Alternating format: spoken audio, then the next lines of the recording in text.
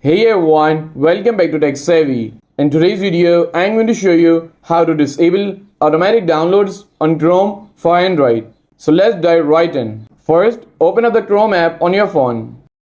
And once you open it, tap on the three dots at the top right corner of the screen. From here, select Settings.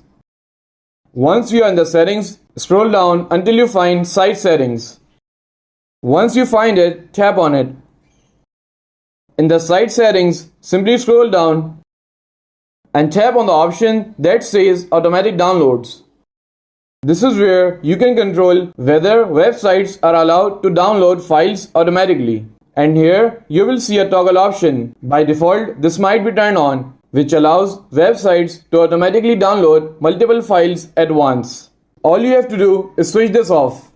And that's it. You have successfully disabled automatic downloads on Chrome for Android. Now, websites won't be able to download files without your permission. If you found this video helpful, please give it a thumbs up and don't forget to subscribe to Tech Savvy for more helpful content. And I will see you in the next video. Thanks for watching.